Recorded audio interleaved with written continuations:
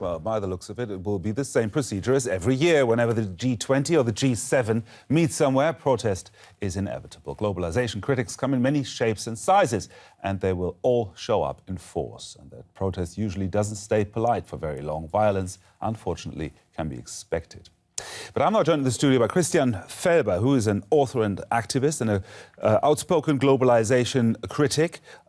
Christian, do you think protests like that in Hamburg can actually achieve anything? The leaders are sealed off someplace, and what can it achieve? For the last 20 years, I haven't seen a major achievement.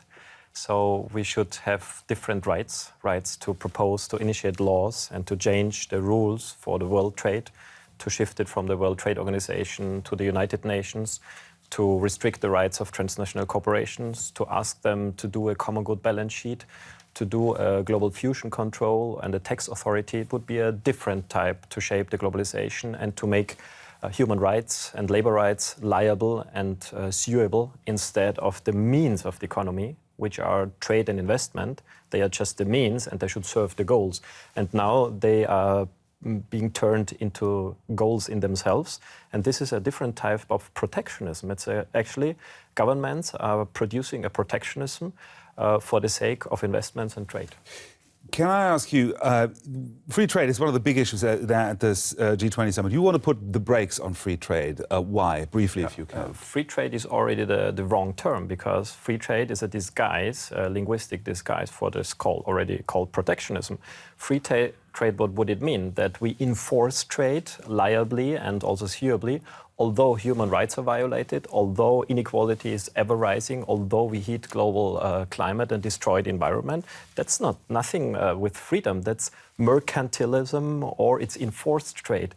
And the alternative would be ethical trade, where trade is just the means to serve human rights, to serve the climate, to serve democracy. That's the alternative. We're going to talk about that a bit later. Well, Christian here is not the only one who thinks that world trade must change its rules. Criticism is widespread and diverse, and it's not a new issue. Let's take a look at how trade rules have evolved over the past decades and indeed centuries.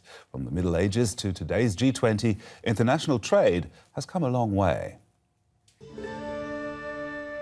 How did free trade develop? In the Middle Ages, this was standard practice. Merchants paid tolls at bridges, mountain passes, and city gates when they moved goods from one principality to the next. Many came via the sea. They loaded up boats with fish and preserved them in salt, or put brandy in the wine to stop it going bad. Clever moves, but they still couldn't find a way to avoid those pesky tolls. The merchants wanted them abolished, and they also wanted to defend themselves against pirates and thieves on dangerous trade routes, so they joined forces. In Northern Europe, they founded the German Hanseatic League in Lübeck in 1280. It was a great international alliance, a confederation of merchants from large cities that soon began to grow. First Hamburg, then Rostock and Cologne, cities much farther away soon set up Hansa trading posts too. By the 14th century, the League included almost 200 cities. Oh. The cog is the vessel most closely associated with this trading network. A lot of goods fit into its voluminous hull. Hanseatic merchants were the global players of the age. They could speak foreign languages and were generally well-educated, rich, and had great political influence. But the Hanseatic League never became a proper free trade zone. In 1800, merchants still had to pay customs duties in 41 different German states and free cities.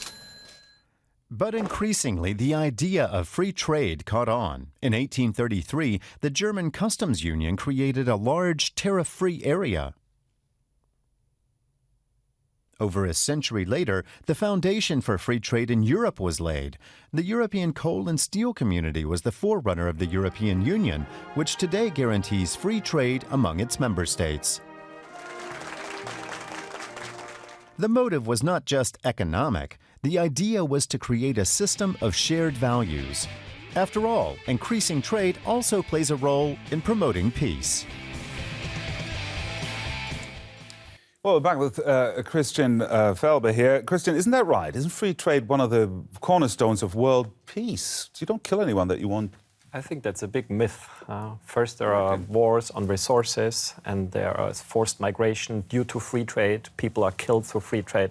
So I think it's a big myth in the interest of But if you deal with someone, you don't want to kill someone because you want him or her to buy stuff from you. I'm much in favor of dealing with you nicely, politely, and in a just manner, that there are balanced trade balances. But your companies win, your workers win, your consumers win, and your environment is not degraded. And the same with me. But what governments are doing, they are protecting the most powerful and biggest, too big to fail corporations at the cost of everybody and everything else. And that's a different game that we are against. You advocate an idea you call ethical free trade. What does that mean, briefly? Well, putting trade as an end in itself into a means to serve the actual goals, which are human rights for all of us, but suable human rights. You can go before a court if the corporation is violating your workers' rights, a just distribution, social cohesion, environmental protection, which is fine, climate protection, and so on. And these trade rules should be made in the United Nations, because there are the other agreements of international law, and trade rules should be adjusted to these overarching goals. That's the alternative. It sounds like a very lofty idea. How do you know that it actually would work? Because if you ask the sovereign citizens in any country in the world, they would prefer trade rules that are in coherence with human rights and climate protection. But they're not asked, and they're not heard. And they only can protest, but they cannot initiate a different international law which puts human rights and climate protection first. The first step, which would be a voluntary initiative from the economy for the common good, is a compulsory common good balance sheet for all companies that want to access world markets. The better the result, the freer they trade and invest, and the worse the result, the more expensive and the more difficult is the access to world markets. We come back to you a little later. Thank you so far. The opposite of free trade is protectionism, and it seems to be enjoying a renaissance in many parts of the world. In essence, it's the economic variant of nationalism. Used sparingly, it can protect vulnerable industries from foreign competition. But building walls can also do more harm than good. What is protectionism? Protectionists want to shield their own country from foreign competition. So they establish barriers. The domestic economy receives preferential treatment. It's being protected. Protectionists often subsidize domestic industries. In the EU, for example, that could be meat or electric vehicles. Tariffs are imposed on products manufactured in foreign countries to curtail imports. That makes foreign products, televisions for example, more expensive and therefore less attractive to consumers. At first, it may seem to work. Domestic manufacturing gets a boost, more workers are hired, and foreign competitors that produce more cheaply are edged out. Bye-bye, free trade. But the products produced at home are more expensive and not always state-of-the-art. Since there's no competition from abroad, innovation begins to lag. Growth also starts to stagnate. Companies produce almost exclusively for the domestic market. Neighboring countries respond by instituting protectionist measures of their own and introduce import tariffs. This is what happened after the 1929 stock market crash in the US. Within just a few years, global trade declined by 2/3.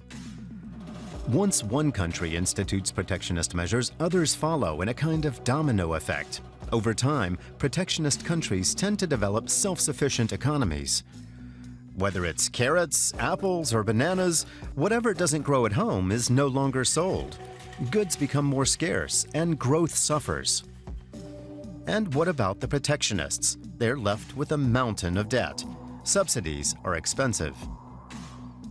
History has shown that a wave of protectionism is often followed by a financial crisis and even government default. That's usually followed by renewed support for free trade. And we're back with Christian Felber here. Christian, your economy for the common good all sounds very nice, but it has attracted criticism from economists. They say that your model is ideologically driven rather than economically sound and dangerously close to Soviet-style command economy. What do you say to that? Well, there is no model that is not ideological. Every model behind has a system of values, and in difference to economists, which affirm that their model is objective, which is a lie, I make my values transparent, which is human dignity, which is solidarity, which is sustainability, which is democracy. I think what hurts them is they don't want to admit that free trade is the opposite extreme of protectionism. Free trade means that the more trade, the better, no matter what the consequences. And protectionism means the less trade, the better, which is equally absurd. And now I make transparent an alternative, a third way, which says trade is a means and it should serve our goals. And that's what they don't like to hear. Very briefly, though, hasn't growth been proven as a major force to drive wealth in developing economies as well? And growth needs trade. One, all major trade nations like United States, Great Britain or Germany or even Japan have been protectionists in their history. That's what I missed out in the little video.